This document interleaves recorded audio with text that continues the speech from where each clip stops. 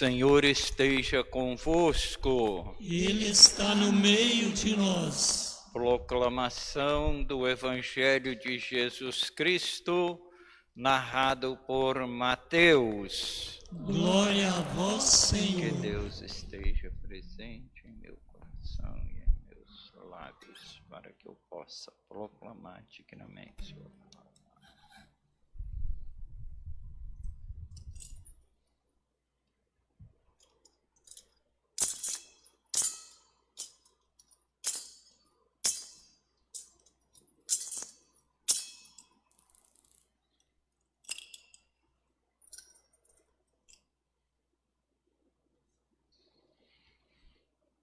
Naquele tempo, Pedro aproximou-se de Jesus e perguntou: Senhor, quantas vezes devo perdoar se meu irmão pecar contra mim?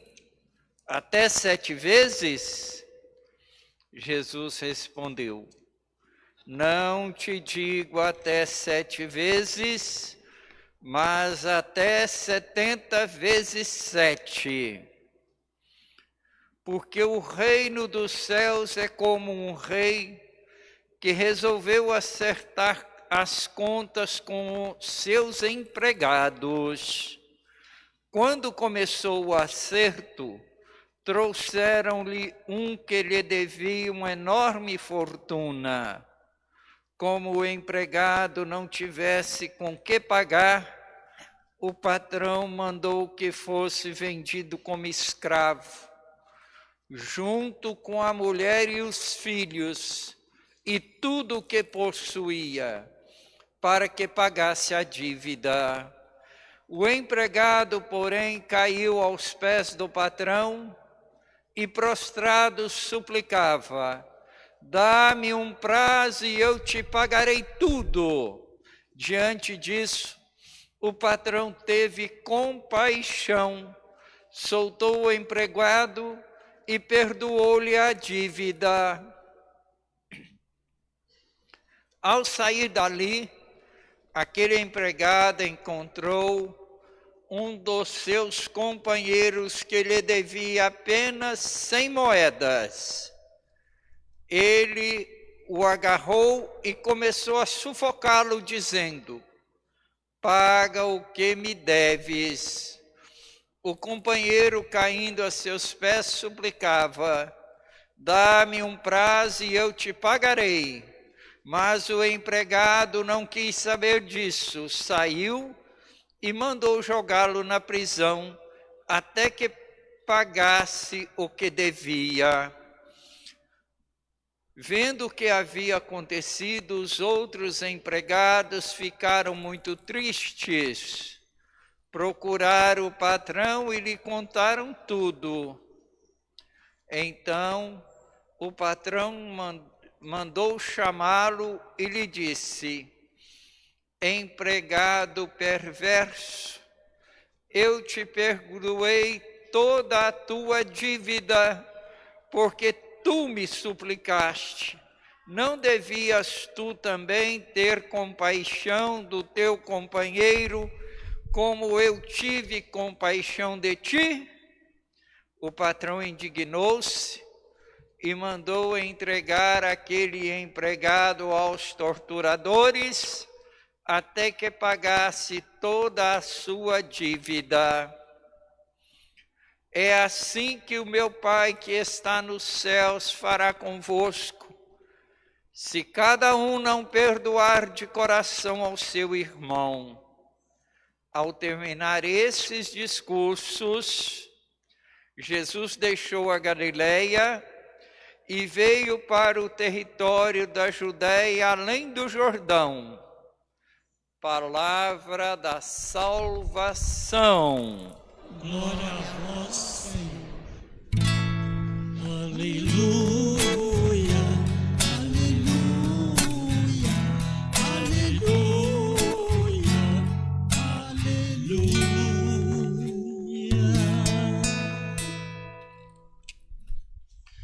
Meus irmãos e minhas irmãs, a devoção à Nossa Senhora da Abadia tão cara ao nosso povo aqui na nossa cidade, mas também em toda a nossa região, é celebrada com a festa da Assunção de Nossa Senhora. Para maior participação dos fiéis, a CNBB achou melhor empurrar essa festa para o domingo. Mas como eu disse, essa devoção à Nossa Senhora é muito cara para o nosso povo, então a gente reza aqui hoje no santuário em memória, ou a memória de Nossa Senhora. E no domingo celebramos então a festa da Assunção. Bom, e sobre Nossa Senhora é preciso, junto com os primeiros padres da igreja, dizer o seguinte: ela é tão cheia de verdades que a gente não precisa inventar mentiras para ela. Tão cheia de verdades é a devoção, é a piedade, é a fé em Maria, que não é preciso inventar para ela falsos adjetivos, falsas características. Quem é Maria para nós cristãos? É a perfeita discípula. Perfeita discípula porque em tudo em sua vida deixou-se realizar a vontade de Deus. Em tudo na sua vida foi abertura, disponibilidade a Deus que veio ao seu encontro. Por isso mesmo, ela é aquela que simboliza a igreja povo reunido, a igreja fiel, a igreja peregrina, tem esse símbolo, Maria. Como perfeita discípula que vai à nossa frente e nós, junto com ela, para seguir Jesus Cristo. Com Maria Santíssima, nós queremos também nos tornar caminheiros, missionários, disponíveis, abertos à palavra, porque também como ela, assim, se assim o fizermos, nós seremos assumidos. É o que nós vamos rezar no domingo próximo, afinal, que Maria é totalmente assumida pela graça de Deus. Assumida totalmente pela graça de Deus porque foi alcançada por ela. É por isso que além de dizermos que ela é a perfeita discípula, nós podemos dizer que ela é a perfeita redimida. Sim, porque a graça a alcançou desde sempre e para sempre.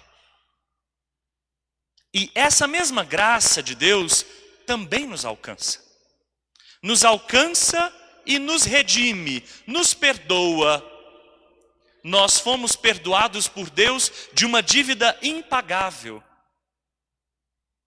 Dizer que nós fomos perdoados de uma dívida impagável pode abrir no coração sensível de alguns uma certa aflição, um certo desespero, especialmente para quem gosta de pagar certinho as suas coisas. Dívida? Por acaso, que dívida seria essa que eu tenho com Deus? Mas é preciso se ater ao adjetivo impagável. Porque, afinal de contas, isso significa que os nossos méritos não dão conta de ganhar para nós a salvação. Isso mesmo.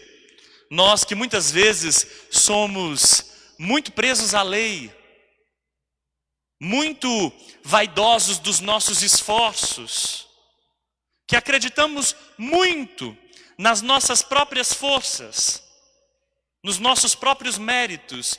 Nossos méritos não podem alcançar para nós a salvação. Quem pode alcançar para nós a salvação é a graça de Deus. E a graça de Deus significa que a salvação nos é dada por causa do amor de Deus, não porque nós o mereçamos. E essa graça abundante foi derramada em nossos corações. Fazer a experiência dessa graça, de termos sido perdoados radicalmente, nos compromete. Sabermos que nós somos redimidos, que nós somos perdoados, nos compromete também com o perdão aos nossos irmãos. E é sobre isso o evangelho de hoje. Sobre como nós estamos comprometidos com o perdão. Pedro pergunta a Jesus, diz o evangelho: quantas vezes, Senhor, devo perdoar? até 7 vezes? Pedro já vai bem com a sua intuição, porque 7 é um número simbólico que representa a perfeição. Então Pedro parece já estar compreendendo algo fundamental sobre o seguimento de Jesus. Seguir Jesus deve transformar a nossa vida num ato de perdão e de misericórdia para com os outros. Mas Jesus, como um insatisfeito, parece estender a radicalidade para o infinito, para o excesso. Não bastam apenas 7 vezes, mas 77 vezes. Eu sei que vocês já devem ter escutado 70 vezes 7. No entanto, a tradução mais correta é até 77 vezes. E não se trata de um cálculo. Uma vez eu escutei uma pessoa fazendo uma multiplicação. Bom, então se são 70 vezes 7, isso dá 490 vezes, então eu devo perdoar 490 vezes. Dada essa conta, chega de perdão. Bom, isso é colocar exatamente o Evangelho no oposto do que ele nos quer dizer. Porque o que o Evangelho está nos apontando é que o perdão está longe do cálculo. É o contrário do calculismo, da contabilidade. Afinal, quando as nossas relações caem nesse tipo de contabilismo, isso significa que elas estão já defasadas. É péssimo sinal quando a gente começa a contar acertos e erros, balancear matematicamente onde é que as pessoas acertaram e erraram, porque no fim das contas isso vai terminar muito mal. Por isso Jesus Cristo aponta um remédio para as nossas relações, e é da igreja que ele está falando. É para a igreja que ele está falando. Porque as primeiras comunidades também sofriam com divisões entre elas, com picuinhas, com confusões, com brigas. Ora, o que era o remédio então para as relações fraternas? Jesus Cristo aponta 2. Um a gente leu ontem, a correção fraterna. O outro a gente acabou de ler, o perdão. Mas um perdão que seja capaz de ser desmedido. Um perdão que seja capaz de não cristalizar as pessoas em seus erros. Afinal, o que é o perdão? O perdão é exatamente isso. É quando a gente não congela alguém no seu erro. É quando a gente não cristaliza uma pessoa naquilo que ela pode superar. É quando a gente não define alguém pelas circunstâncias do seu instante. É quando a gente não decide, de uma vez por todas, que alguém é o que ela nos fez. Isso é muito difícil. Porque quando nós somos feridos, o que nós queremos fazer senão ferir? Quando nós recebemos algum golpe, o que nós queremos fazer senão golpear em igual medida? Agora, será que a gente consegue uma certa simetria? Quem nos fez mal, a gente consegue fazer mal no mesmo limite que nós sofremos? Parece que não. Parece que onde a gente faz mal a alguém que nos fez mal, o mal pede mais, tem fome. A violência é faminta, não se sacia nunca. É por isso que olho por olho e dente por dente é uma lei que não funciona. Onde alguém arranca um dente nosso, a gente quer arrancar a cada dentária do outro inteiro. Onde alguém nos dá um golpe, a gente quer espancar o outro. Não existe equanimidade nesse tipo de justiça vingativa. Não foi à toa que um dos padres da igreja, chamado Tertuliano, disse assim: você quer ser feliz por um instante? Se vingue.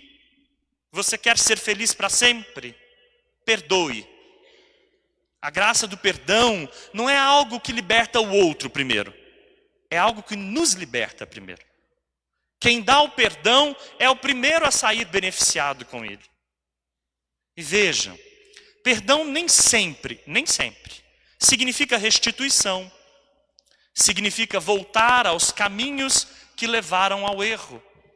Nem sempre significa trilhar de novo o caminho que fez sofrer.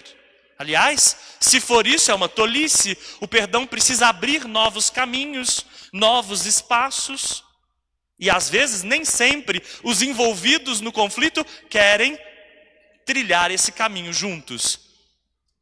Mas o perdão é sempre a possibilidade de virar no coração da gente uma página, de deixar para trás o que não precisa ser arrastado para frente.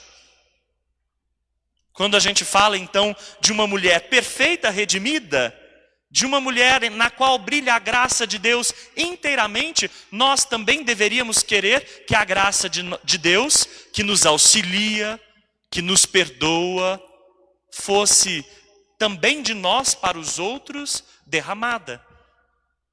Que o perdão que a gente experimenta, também a gente pudesse oferecer entre nós. E para exemplificar, Jesus conta uma parábola muito esquisita. Porque a parábola parecia ser sobre o perdão, mas ela não é sobre o perdão. Jesus Cristo diz de um patrão rei.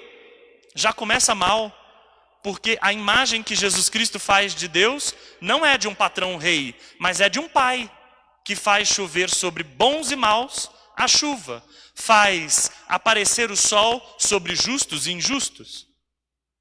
Diante desse patrão rei, há alguém que tem uma dívida enorme, imensa, impagável. Lembra a gente? E de repente, não tendo como pagar a sua dívida, ele é perdoado. Mas ao encontrar um servo que lhe deve uma dívida pequenininha, pagável, basta uma paciência pequena, basta um tempo oferecido, ao invés de perdoá-lo, o que ele faz? Condena-o, manda-o para a prisão, faz-lhe sofrer, a ele e a sua família. Intrigante, porque então esse perdão que ele experimentou não virou consequência na sua vida fraterna. Até aí tudo bem, porque então nós entendemos, a parábola parece exemplificar exatamente isso. Recebendo perdão, o que devemos oferecer é também perdão. Mas a gente acabou de ouvir que o perdão tem que ser infinito. E no entanto, a consequência que a parábola faz desenrolar não é de um perdão infinito. Porque este mesmo que não agiu com perdão vai ser levado de novo ao rei patrão. E agora, ao invés de perdoá-lo, o que o rei patrão fará? Far-lhe a sofrer. Ele sofrerá a pena. Não era 77 vezes? Mas ele não foi perdoado. Foi jogado onde haverá choro e ranger de dentes. E a parábola termina dizendo que o pai fará a mesma coisa se nós não agirmos com perdão. Difícil. Porque parece que Jesus se contradiz nos termos. Afinal, o perdão é 77 vezes ou não? É infinito ou não? É infinito, mas não é brincadeira. É infinito, mas não é cinismo. É infinito, mas não é uma espécie de joguete assim, que nos descompromete. Já que vai haver perdão infinito, a gente pode agir como a gente quiser. Não é cinismo e tampouco parece que o evangelista quer orientar assim um certo descaso nas relações, já que há perdão infinito de Deus. O que o evangelista quer nos mostrar é o seguinte: onde o perdão quebra, onde não há perdão, onde há curto-circuito na rota do perdão, a nossa vida vira choro e ranger de dentes. Na comunidade de fé, onde Deus virou um rei, patrão, e a gente esqueceu que ele é pai, consequentemente, lá no final, a gente vai ver o circuito do perdão se quebrando. Onde o circuito do perdão se quebra, as relações não são curadas, não são redinamizadas, não são revivificadas. E a gente faz a vida virar um circuito de violências, choro e ranger de dentes. Então a parábola é um aviso. A parábola é quase uma advertência. Não querem que a vida seja um um emaranhado de confusões e divisões, perdoem. Não querem que a vida se torne um emaranhado de violências, perdoem. Porque onde o perdão não funcionar, a vida vai se tornar choro e ranger de dentes. Por isso mesmo, antes a falta de perdão gera consequências para nós. Hoje, quando nós nos reunimos para celebrar Maria Santíssima, a toda agraciada, perfeita, redimida, não brinquemos com a graça. Tendo-a recebido, nós queremos também fazê-la brilhar para os outros. Amém.